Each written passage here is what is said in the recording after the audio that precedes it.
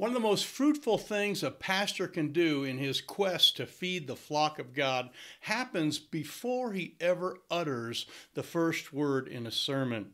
Join us today as we look into the law of anticipation, the number 4 element in the 9 fundamentals of effective pastoral preaching.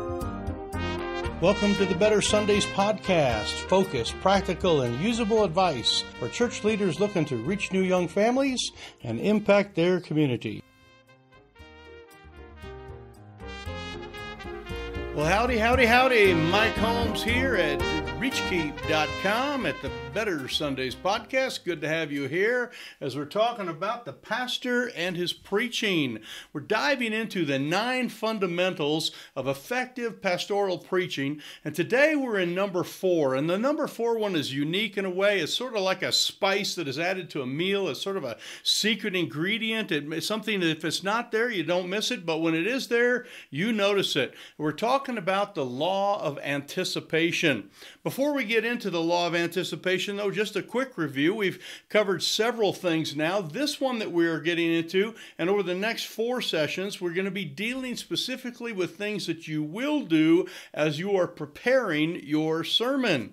The things that we covered before had to do really with the preparation of the pastor as a human and what he is. We dealt specifically with the pastor being among the people. Law number 1 was the idea of being among the people, and you are with them and you understand them and you grab hold of them and they see you and they grab hold of your character and what you are all about.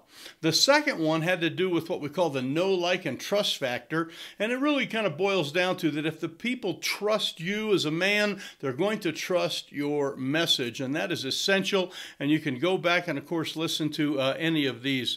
The third one that we covered in our last session had to do with the pastor as a developer and kind of the long-term plan where the pastor is not only just the guy that makes the meal and prepares the sermon, the single meal, but he is a meal planner and dealing with the long-term nutrition and health of his flock of sheep there, as we use that illustration. Today, though, we're getting into something that is very specific, and again, as I mentioned, the law of anticipation is one that when it is present, it is a wonderful, wonderful thing. Basically, the law states this, that when anticipation is at its highest, in other words, people are anxious to be to church and anxious to hear your sermon and ready to know, what you're going to be talking about, that the whole idea of engagement and their, action that comes from the sermon is also at its highest. And we want to make sure that we don't miss this element. Now, if you are new to this, we are going through these 9 fundamentals, and we're just kind of touching on sort of the why here. We don't have time to get into all the how, because a lot of the how really comes up to in your church and with you, and that's why we offer this online training, our Zoom-based coaching, and we will be making this available for everybody that's here. If you're interested in knowing more about the coaching, we have a place where you can sign up at the end, and just stay tuned for that, and I'll give you that. But this is the idea here that we need to make sure that we have created a level of anticipation. When the percentage of people that kind of know what's coming up with the sermon and know where you're going, man, that is great. It keeps you sharp as well, because you know that they know and you're ready to go. And it's also one of those things that really kind of makes the action and the afterthought that comes with every sermon, and we'll cover that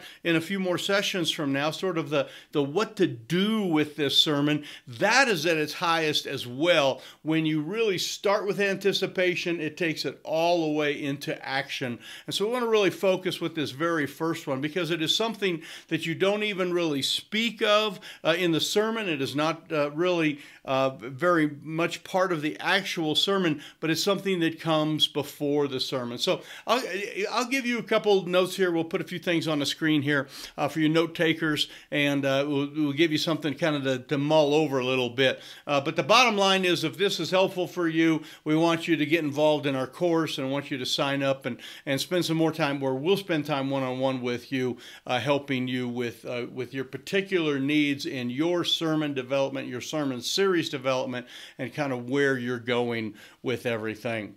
One of the advantages to this, or I should say disadvantage, is that when you start to create the anticipation, people are kind of with you, and you can't do that if you're like one of these late prep persons that like puts your sermon all together on a Saturday night or Sunday morning, God forbid, that type of thing.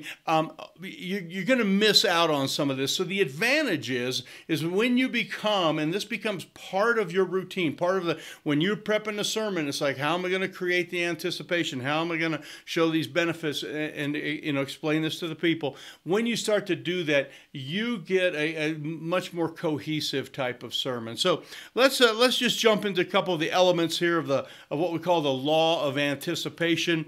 I'll keep this brief here. If you want to create anticipation, one of the first things that you got to have is this idea of appetite. Okay, it is sort of like creating an appetite for some particular food or whatever. My understanding is that the Hebrew women would rub like jelly and stuff on the kids of in their mouths, so it would kind of sort of get them used to start eating different things. And you probably have done that when you had a little kid. It probably wasn't like jelly, it was probably Gerber or something, but you stick a little bit of something in their mouth, and they and they start kind of getting it. That's the idea, that we would create appetite. Blessed are those which do hunger and thirst. And this is kind of like helping people to be hungry and helping people to be thirsty for the right thing. There's a natural amount of hunger and thirst in our world anyway. People hunger for entertainment and all sorts of different things. They're looking for peace and a lot of things that are legitimate, but we want to get them to hunger and thirst for the right thing. So part of your sermon preparation is creating an appetite and letting people know that, hey, this would be healthy for you, and I'm going to be covering this particular topic. The next one here is this idea of tension. And tension here it reminds me like of a tightrope walk. If you're watching someone walk on a tightrope and they got the little bar out there, it's kind of like, ooh, there's a level of tension. And it's not just that they're walking in a straight line there. It's that there is some kind of consequence. And one of the things that we need to bring out in our sermons is the consequence, kind of create this tension. If our children don't learn the word here, if you as a parent don't understand this, if you don't have faith, if you don't pray, there's going to be a problem. And now I am going to give you the solution. So you kind of take that tension and you bring to it this idea that we talk about all the time here, every Sunday, solve a problem, and you solve that problem there that was sort of created. It'd be like if you're showing a video of a tightrope walker, you would then pan the camera down and go, look, there's a safety net, okay? Or look, he's got a safety thing hooked onto him, or look, he's only this far off the ground. All right, it would like, you suddenly would have the solving of the problem. And part of your sermon, part of all this, is that you create this tension. You put this out there. We're going to solve this problem. It's not going to be as bad as you think, because yes, we have a world that's in a mess, okay? But we have a God that has an answer. Come on Sunday, we're going to solve that problem. So you solve, or you alleviate that tension, and we're going to teach you how to do all that. So that's kind of what we do in our training here, is go through and each of your sermons kind of help you create that. Yesterday, spent some time with the pastor talking about a sermon, kind of creating some ideas, some tension points, and how he was solving the problem. How the sermon then really what the benefits of the sermon are, and that really gets us to the last one here. is this idea of the benefits. Many times we talk about our sermons like, don't forget to be there at 11 o'clock, I'm preaching. Okay, what are you preaching on? Preaching on the Bible, the Word, we're going to talk about Jesus, we're going to talk about the Lord, okay? But we need to show some of these benefits a little bit more. And when we show those benefits, when we start to have those out front, what it does is it starts to create that appetite. It starts to create that thing there. And when people are anxious to know what is going on and what they're going to learn, and they see that there's going to be some benefits, it is a very, very awesome, awesome thing. And so we're excited about this whole training and all the different things we're going through. The next 3 that we're going to be covering are much more detailed about sermon preparation and some of the pieces and the elements of your sermon, from the engagement and illustrations and how to do some of those things. So, and the content, we're of course going to talk about how to present the content. So make sure you join us again. If this is helpful to you, go ahead and give us a thumbs up, or like us, or share this, or like us on the YouTube channel, or share it here. If you're watching this or listening to this, one of the podcasts, we appreciate that. Appreciate that so much. So anyway, this is the law of anticipation. If you'd like to know more, okay, here's a place where you can sign up, reachkeep.com/preaching. And my bottom line is here is let's preach better.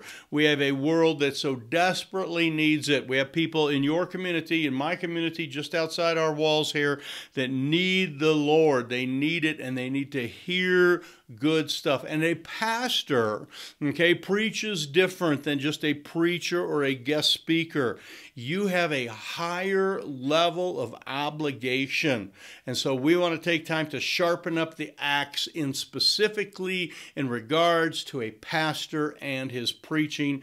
And so that's what this training is all about.